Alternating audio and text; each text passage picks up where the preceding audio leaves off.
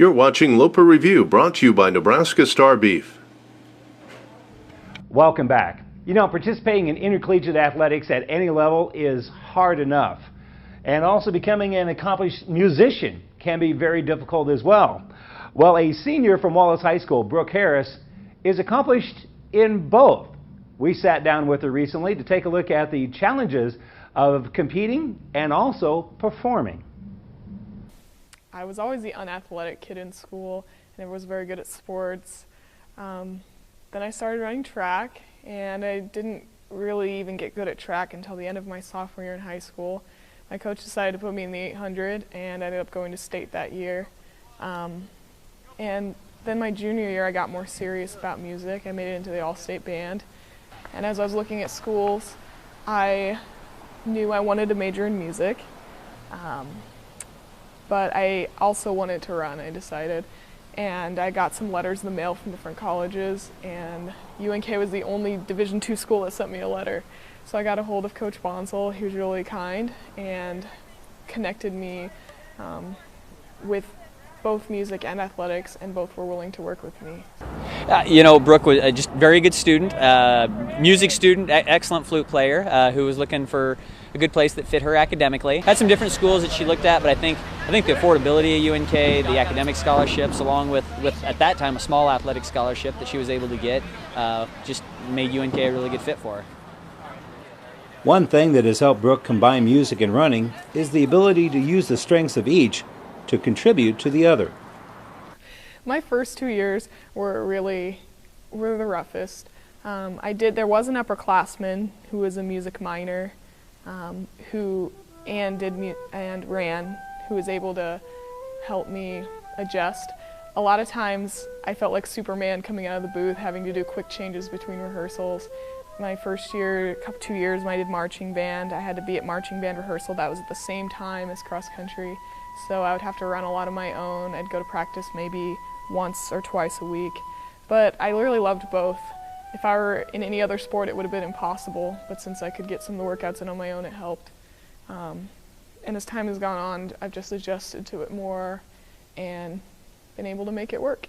You do have to have a balance, but I think if you have a delicate balance, you're probably not going after either of them. I think she does a great job of trying to max out her abilities, both as a musician and as an athlete, just knowing that takes a lot of time. I mean, she has to go in and perform on a daily basis. Not that when you're working out it's really a race, or not when you're in the practice room with your flute are you really performing, but it's not like studying for a test. It's very different. She's in a performance mindset every day, and that's really hard.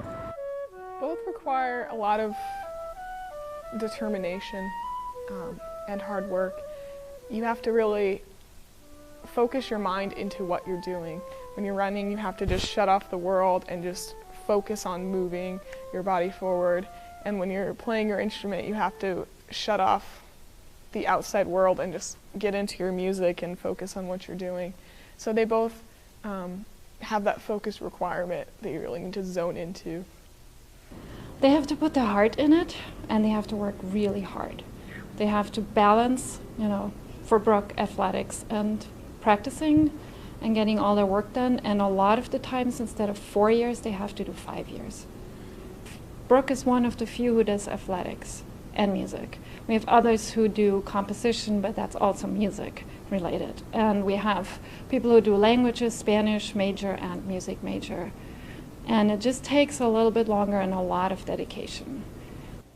Brooke may have needed her coaches and teachers to be understanding of her scheduling demands, but the results have made it worth it for everyone concerned.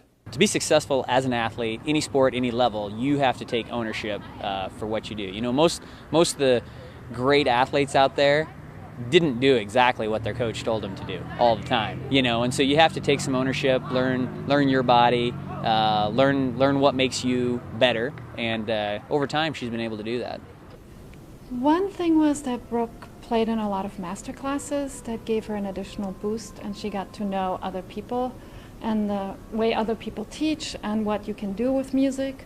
And also her running really has helped her playing, because running makes your air flow and makes her breathe better, and she has great air control. Sometimes when I'm doing harder workouts to help me get through them, I do have music playing through my head. It might be something that I've performed on campus and little snippets will just repeat over in my head. Or I also find that Mozart is very effective. Sometimes I'll have a symphony stuck in my head and I'll just hear live recordings in my head as I run, and it helps me to ignore how much it hurts and just channel that pain to something else. Brooke has always been very demanding of herself.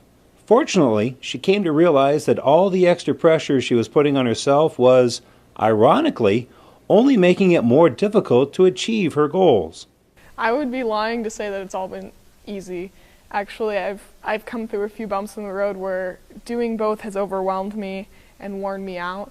And coming through those difficult times when I almost lost my love for the things that I do has allowed me to not take everything quite so seriously, to step back and to work hard, but to also know to step back and to allow yourself to enjoy the things you're doing as you go through the process. So if I wouldn't have done both, if I wouldn't have had to balance them out, I don't think I would have learned that lesson